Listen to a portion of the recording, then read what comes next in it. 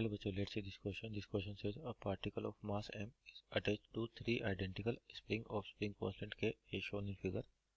The time period of vertical oscillation of the particle is. देखिए आपके पास ये particle है और ये इस तरह से जुड़ा हुआ तीन आइडेंटिकल स्प्रिंग है अपने पास और अपने को पता है इसका टाइम पीरियड ऑफ एसएचएम क्या होगा। तो पहले तो की कॉन्सेप्ट देखें आपके पास यहाँ पर कि आपका की कॉन्सेप्ट क्या होगा यहाँ पर। तो की concept simple time period in SHM यानी कि सिंपल हार्मोनिक मोशन, उस पर बेस्ड क्वेश्चन है आपके पास। तो यहाँ पे देखिए कंडीशन को समझते हैं एक बार और उसका सिंपलीफाइड डायग्राम बनाए अपन। तो इस तरह से ये होगी, मान लिया आपके पहली स्प्रिंग होगी और ये मास हो गया और ये दूसरी स्प्रिंग होगी आपके पास और ये तीसरी स्प्रिंग होगी जो आइडेंटिकल है तीनों स्प्रिंग अपने पास इस तरीके से। अब यहाँ देखिए एंगल दे रखा आपको यहाँ पे 90 डिग्री, यहाँ पे हो गया 90 डिग्री और ये 135 है, इसका मतलब 45 डिग्री और ये भी 45 डिग्री 45 डिग्री 45 डिग्री। मानते इस वाले स्प्रिंग को नीचे अपन ने एक्स एक्सटेंशन दिया, एक्स एक्सटेंशन, और आपका जनरली का x is small, very small very small. तो देखिए आपके पास अगर एक्सटेंशन देने के बाद इसका डायग्राम बनाया अपन तो आपको यानी कि जो पॉइंट है यानी कि जो स्प्रिंग है इसका ये पॉइंट यहाँ पहुंचेगा और स्प्रिंग का ये पॉइंट यहाँ पहुंचेगा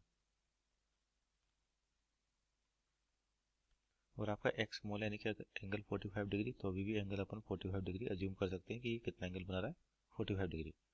तो इस वाली स्प्रिंग के अंदर मान लो इसको 1 कहें, इसको 2 और इसको 3, तो तीसरे में तो आपके पास एक्सटेंशन कितना एक्स है। अब इसके अंदर एक्सटेंशन निकाले तो क्या करते हैं अपन, मान लिया परपेंडिकुलर ड्रॉ करते हैं यहाँ पर। तो यानी कि ये जो लेंथ आ रही है आपके पास ये स्प्रिंग 1 के अंदर एक्सटेंशन होगा, सपोज करिए x1, और यहाँ पर जो दूसरी साइड दिख रही है अपने को ये अपन बोलते हैं एक्सटेंशन, इसको x2 कह दें। तो देखिए x1 x2 की वैल्यू निकाले अपने पास, तो x1 x2 क्या हो जाएगा, ये आपके पास लेंथ है x यहाँ से यहाँ तक, तो इसका इधर कंपोनेंट हो जाएगा x cos 45। तो यानी कि x2 की वैल्यू कितनी आ जाएगी, x cos 45, इसका मतलब x बाई रूट टू। और सिमिलर आपके पास एक्सटेंशन x1 में भी कितना होगा, x cos 45, तो यानी ये भी हो जाएगा एक्सटेंशन आपके पास x बाई रूट टू का। तो इसका मतलब क्या होता है, स्प्रिंग 2 और 1 में एक्सटेंशन जो कितना k रूट एक्स और k बाई रूट टू और x बाई रूट टू और x बाई रूट टू। अब इस पे फोर्सेस देखें तो आपके पास जो यहाँ पे स्प्रिंग फोर्सेस लगेगी एक्सटेंशन के कारण वो कैसे लगेगी,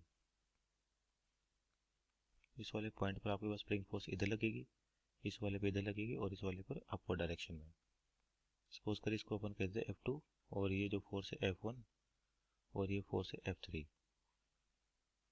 तो यानी कि फोर्स डायग्राम को देखें अपन सिंपल, तो आपके पास एक तो लग रहा है F3 इधर और आपका F2 इस डायरेक्शन में, F1 इस डायरेक्शन में। तो ये तो हो गया F1, ये हो गया F2 और ये हो गया F3। तो F3 की वैल्यू तो सिंपल k इंटू एक्स हो जाएगी क्योंकि एक्सटेंशन कितना है इसके अंदर x है, इसके अंदर कितना हो जाएगा k x by root two, ये स्प्रिंग फोर्स होगा इसके अंदर होगा k x by root two, ये आपके पास एक्सटेंशन होगा। अब देखिए यहाँ पर जो F1 F2 इसके कंपोनेंट लिए जा सकते हैं दो, तो यानी कि यहाँ पे हॉरिजॉन्टल में इसके कंपोनेंट होंगे इस तरीके से, उसी तरह से F2 के। तो ये एंगल 45 है अपने पास, तो ये वाले कंपोनेंट तो कैंसिल आउट हो जाएंगे आपके पास क्योंकि F1 और F2 का जो मैग्नीट्यूड है सेम और कंपोनेंट भी 45 डिग्री होगा ये भी, तो cos 45 ये कैंसिल आउट हो जाएंगे। तो केवल F1 का vertical component in direction of F3 ये होंगे।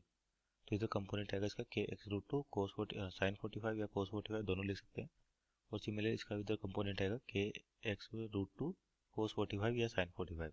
तो फाइनल फोर डायग्राम जो बनेगा आपके पास वो इस तरीके से दिखाई देगा। आपके पास पहले तो F1, तो ये हो जाएगा k x cos 45 या sin 45, तो 1 बाई रूट टू, तो 2 हो जाएगा ये। इसी तरह से जो F2 है अपने पास ये भी कितना हो जाएगा, k x2 हो जाएगा, और F3 जो है अपने पास वो सिंपल क्या हो जाएगा, k x हो जाएगा, और ये k x बाई टू है आपके पास, k x by two k x by two, और ये कितना हो जाएगा, k x हो जाएगा। तो नेट फोर्स की बात करते हैं यहाँ पर, तो ये हो जाएगा k x plus k x by two यानी कि k x, और टोटल हो जाएगा 2kx। तो ये नेट फोर्स लग रहा है आपके पास है